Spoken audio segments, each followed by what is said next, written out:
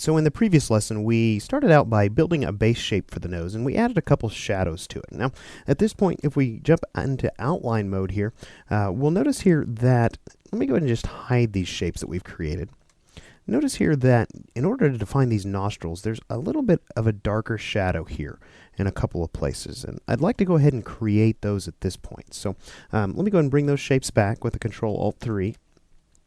And let's go ahead and jump back out of outline mode here. I'm going to grab my pencil tool and get rid of that fill color.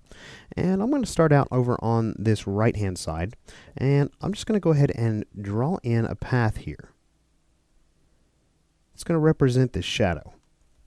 Just sort of like that. So if I zoom in on that, it looks pretty good. I may smooth that out just a little bit here. But for the most part, I think that's going to work pretty well. So now, this is obviously too big of a shape for what I've got planned for it here. So let's go ahead and select the base nose shape and copy that. We're going to hold Shift and select this shape here. And let's go ahead and intersect those two shapes. So we're left with this shape right here. We'll go ahead and just assign a color temporarily to that. Let's go ahead and maybe just assign that color right there. And let's go ahead and paste back in our nose with a Control-F. Send it to the back, bring it forward one time, and let's go ahead and repeat the process for the other nostril here. So I'm going to come in again and using the pencil tool, draw in this shadow here. And that looks pretty good. I may just smooth that out right in that area right there. And bring those Bezier handles in just a little bit.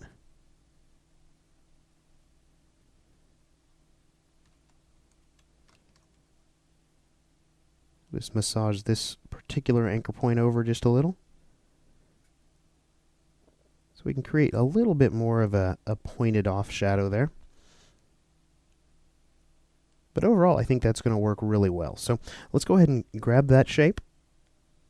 And we'll grab the nose shape again and we'll intersect those.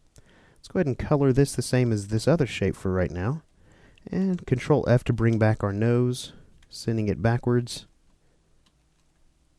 And it looks like I may need to actually smooth that out just a little bit more. Let me just smooth that out right in there. Now, I'm not really good or comfortable with the color that I gave those, so I'm going to come over here to my color panel, look at the HSB sliders again. Let's go ahead and saturate that up a little bit. Maybe even cool it off a little bit as well.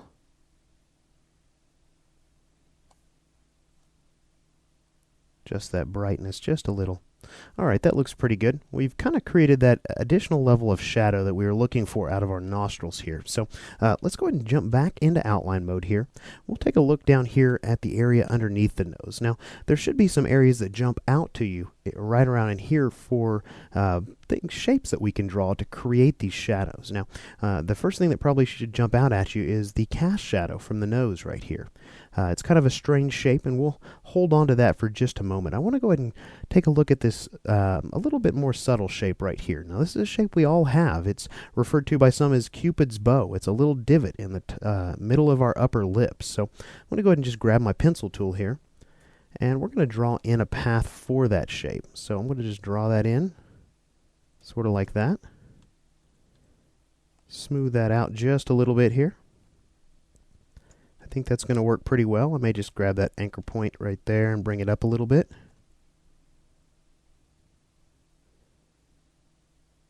Alright, that looks pretty good. So let's go ahead and give that a color. I want to come over here and let's apply a linear gradient to that. And I'm not actually going to use the gradient as it is right now. Let's go ahead and bring that opacity on that color stop up. Let's go ahead and assign this one. Let's actually leave that over there. Let's grab this darker one and move it over to the middle here.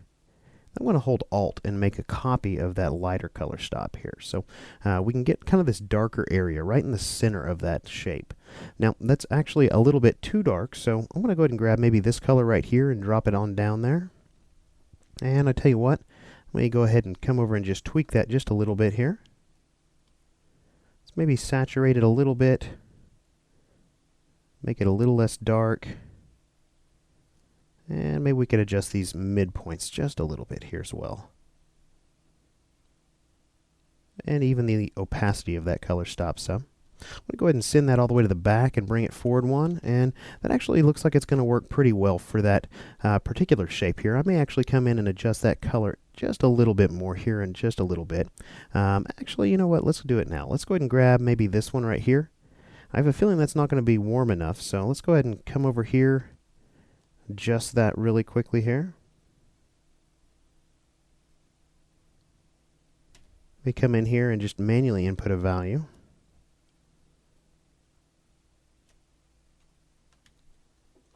Alright, that'll work for right now. Alright, now the fun stuff. Let's go ahead and take a look at that cast shadow by the nose here. Now, looking at this shadow, you can see here that it's got a rather strange shape to it. If we were to go ahead and draw this shape in, it'd be something like this.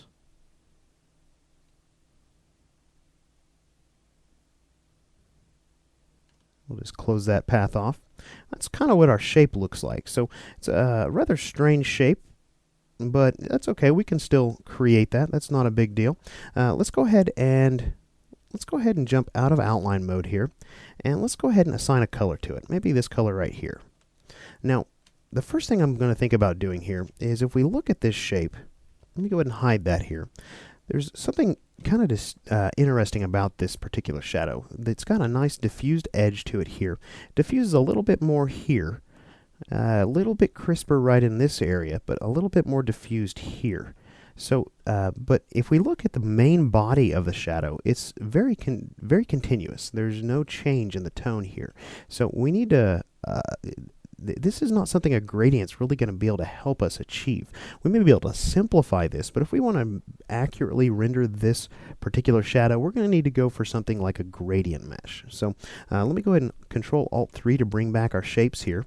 Let's jump out of preview mode, or outline mode rather, and let's go ahead and create a gradient mesh out of this shape. I'm going to grab my gradient mesh tool here, and we're going to click on the path around the shape here to create what's known as mesh lines. I'm going to come in and let's go ahead and create one right about here. Sends it right down the center of the shape. And I'm going to create another one. Let's go for right about here. That actually is about as good as I think it's going to get with this particular shape. Gradient meshes tend to work better if you're creating them from a symmetrical shape or a very simple shape. Something kind of unique like this, you can get some really unexpected results with the mesh. So I'm going to go ahead and just hold down my Shift key with this gradient mesh tool. I'm going to bring that mesh point down here, and I'm going to do the same thing for the sides. And then notice here we have these extra Bezier handles here, kind of pointed towards the middle of the shape. That's going to control the direction of that mesh line. So if we hold Shift and move that one around, I'm going to try and conform this mesh line to kind of this bottom curve of our shadow. Now I may need to come in here with these extra Bezier handles and pull those in just a little bit. But that is probably about as good as we're going to get it. Now, at this point, let's talk about the benefit of using a gradient mesh here. What a gradient mesh is going to allow us to do is assign different colors and opacities to the different mesh points. So let's go ahead and say that I want to grab this mesh point down here. We'll come over to our transparency panel and just drop the opacity of that particular mesh point. You can see what effect that has right there. May come over here and do the same thing for this particular mesh point. You can see that that one actually has quite a bit more drastic of an effect. And if we do the same thing over here, pretty drastic effect again. So I tell you what, let's go ahead and maybe pull this Bezier in, see what that looks like if we do that. You can see here that the transition of completely transparent to completely opaque is controlled by these extra Bezier handles. Let's go ahead and send this to the back and see what this looks like. You can see here that, excuse me, we're not exactly getting the result we're looking for around in this area right here. So let's go ahead and bring that back to the front here. Let's change that opacity back to where it was at. This may take a little bit of finessing here, and we'll see if I can't get it done in this lesson for you. I'm going to grab that gradient mesh tool again here, and let's just play with some of these mesh points again.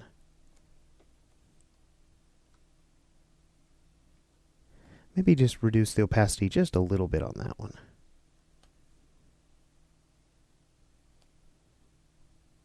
And a little bit on this one as well.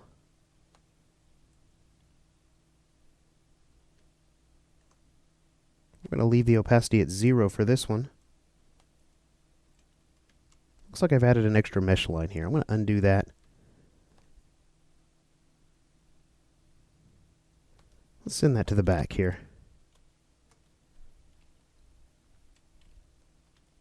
And we'll zoom out just a little bit on that. Not too terrible, actually. I think it's actually looking pretty good. I may finesse this just a little bit more in between lessons here, but we've got most of the shadows taken care of here underneath the nose.